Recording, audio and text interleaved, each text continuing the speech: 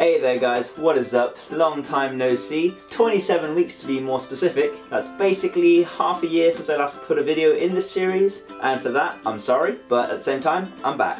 If you're joining us for the first time today, or if you've stumbled across this video randomly, welcome to Dwongandonly's Way 69. Contrary to what the title suggests, this is not what you might think it might be. Instead, this is a video series of me documenting my journey of getting healthier and back into shape. Once again, allow me to say sorry I've been gone for so long. Over the last couple of months, a lot of stuff has happened. I won't go into the details here. After all, this is not a series about my life, but it is a series about me getting into shape. So let's get straight to the point. We're now in week 27 of my journey. The last video I made in this series was at week 5, so we have a 22-week gap to fill in, which is why this video exists. So despite me not being able to produce a weekly video with some commentary as well as my weekly weigh-in, I have, however, over the last 22 weeks been able to still record my weekly weigh-ins. So without further ado, I give you my 22 weeks worth of weigh-ins.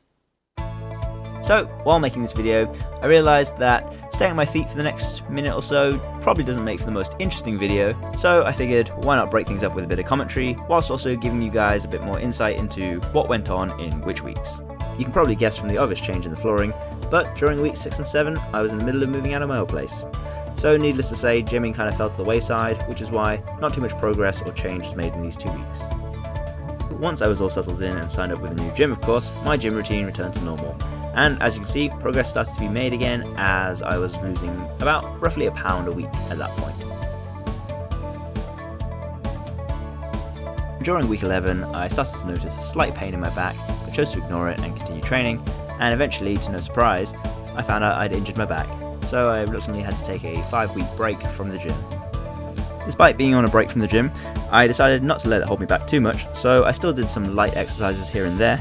But the most important thing I did in these 5 weeks was have a very strict diet, and as a result, I didn't lose much initially, but I made damn sure I didn't gain much either. And as you can see, by weeks 14, 15 and 16, I actually managed to lose some weight, despite still being on my break from the gym and not really exercising, so it does go to show that weight loss without exercise and only dieting is possible. Slow, but possible. By week 17, my back had started to feel normal again, so my training restarted. And it was around this time that I saw how close I was to my end goal, so I decided to set myself the extra challenge of getting down to 69 kilos before the end of the year.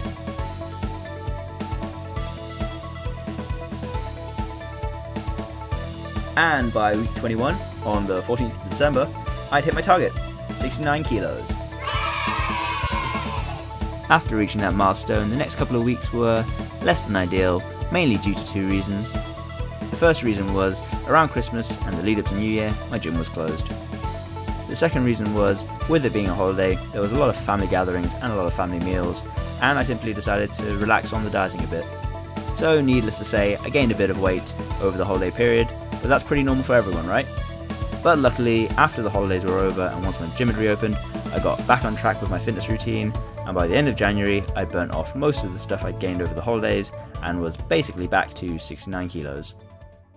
So there you have it. As you can see, just before Christmas, I finally achieved my goals and made my way down to 69 kilos. Now that I've achieved my goal, what does that mean for the future of this series? 3 things. Number 1, it wouldn't be a true representation of my journey if there wasn't some sort of a transformation video, so you can expect that one coming in the future. Number 2 is, when I first started this series, I did say that some of the stuff I was trying out might work, might not work, but either way, by the end of it all, if I was still alive, I would share whatever I'd learned throughout the process with you guys. So you can expect to see some videos on the types of diets I've been using, the foods I've been eating, maybe some of the workouts I've been doing, as well as other bits of useful and interesting fitness facts that I've learned over the last couple of months. And lastly, number 3. So I've achieved what I set out to do with this series, which was to reach a specific weight, but what next? Well, you don't have to worry. I've already set myself a new fitness goal for 2015, but we'll save that for another video as this video has run on quite a bit already. So for now, we'll leave it at that. So with the new year having just started, it's that time of the year where most people have already set themselves some New Year's resolutions or goals to achieve in 2015.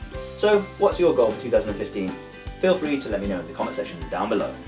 So if you enjoyed the video, feel free to show some support, maybe give the video a like.